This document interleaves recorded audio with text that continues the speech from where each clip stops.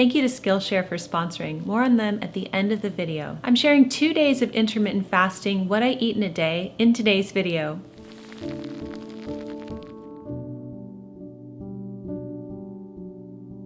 Hello everyone, Jennifer here, and welcome back to the Daily Connoisseur. So I have a new intermittent fasting, what I eat in a day video for you. And the theme for today's video is crazy mixed up schedule. So you're going to see that in both days that I show, I have a very unusual schedule and how I adapt with my intermittent fasting plan. I do the 16-8 method of intermittent fasting. I'm pretty regular with my fasting routine, but this summer I traveled in Europe, and that changed it a lot, and now I'm back and my schedule has also changed. As a side note, you're going to mention on the first day that I'm at the hospital cafeteria. The reason why is that day I was visiting my dad there. For all of you who are praying for my dad, he is doing so much better. He is making a miraculous recovery. So I want to thank you so much for your prayers. All right, without further ado, let's get into day one. Good morning, everyone. Today I'm having cottage cheese with a tiny sprinkling of sugar. I felt like some sweetness today. And I have some mango, white peach, raspberry, and almonds, and coffee with cream. So that's breakfast today. I love the combination of cottage cheese and the protein that it gives, and you either like cottage cheese or you don't, but I'm one of those people who does like it. So that's what's for breakfast today. Okay, so I'm switching to voiceover because I had to have lunch at a hospital cafeteria today. And so I had a tuna melt on whole wheat bread with a pickle, with some baked barbecue chips on the side. And then I knew that this day I would not be having tea time, so I improvised a bit and I'm having a sweet tea, which I do enjoy every now and then, and one of those Rice Krispie treats. And that's what I had for lunch that day. Hi everyone, it's just past 5 o'clock and I'm finally home. Today I'm having a ready-made chicken gnocchi soup, gnocchi soup I guess I should say, and I added a bunch of handfuls of spinach to it, so it looks really good. It's like a nutrient-dense soup. And I'm going through a pretty stressful time in my life right now, so it's important that I get a lot of nutrients in my food. And I am kind of going for these comfort foods. I fried a corn tortilla, and I'm just having that on the side with some salt and some water. So this is what is for dinner tonight. It's full of vegetables, and that's all I'm going to have tonight. So I will see you next time. Okay, I think the theme for this video will be strange schedules. Because if you watch my other What I Eat in a Day videos, I am very regular. I am like 9 a.m. breakfast, 12 noon lunch, 2 o'clock tea time, 5 o'clock dinner. And lately, my schedule has just really changed a lot. I don't anticipate it being like this forever, but right now it is like this. And again, I think this is going to be helpful for a lot of you who have schedules that change and shift or odd schedules. So anyway, here we go. It is 10:30 in the morning. I have not had anything to eat yet because I was making this. This is a bacon, shallot, asparagus quiche, and I was making this for another video that I'm doing on breakfast casseroles. So, you know, I was making it this morning and it just took longer than I thought because I kept getting interrupted. So that's why I'm eating it now at 10:30. And I knew, you know, I could have had a smoothie or something, but I knew this was coming. So it's like if you know you have a big brunch coming, you might not necessarily want to eat breakfast because you want to save your appetite for the brunch, right? That's kind of my thought with this.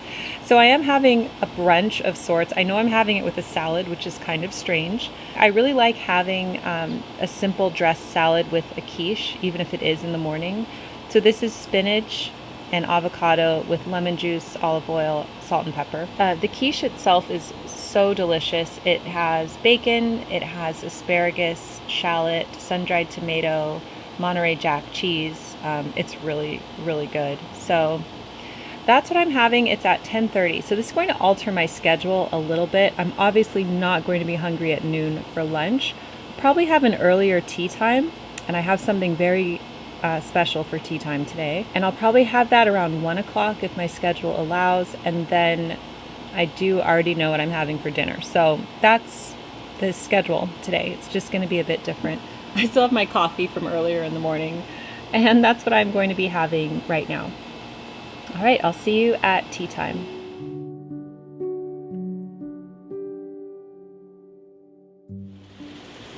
Good afternoon, it's 1 o'clock, and it's glorious tea time today on this odd day.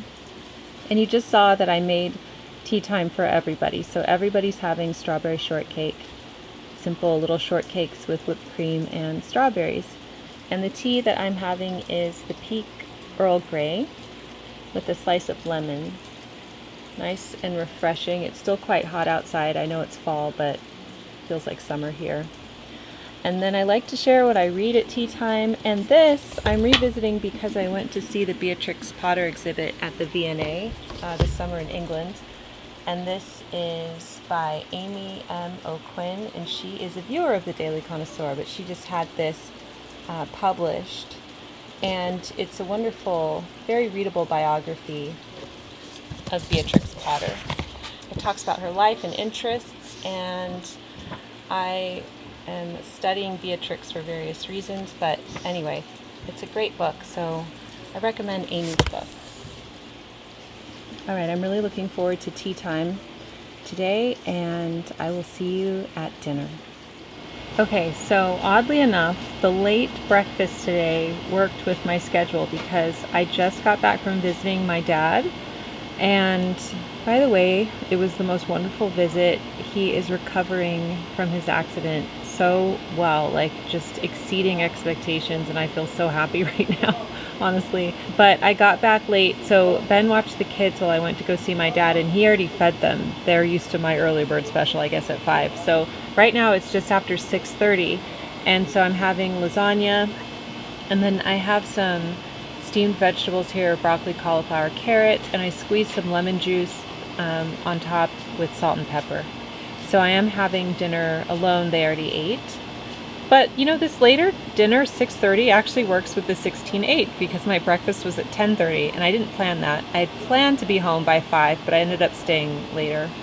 I'm drinking the Detox Fountain from Peak, and that just has like electrolytes. It has hyaluronic acid and ceramides and that type of thing. It's like a beauty elixir, so I like the way it tastes, so sometimes I have that in my water. And this is dinner. The piece of lasagna is rather large. Don't know if I'll eat all of this, but I'm really looking forward to this meal. And that's it. After this, just some herbal tea, maybe water, and that was it. So I hope you enjoyed this.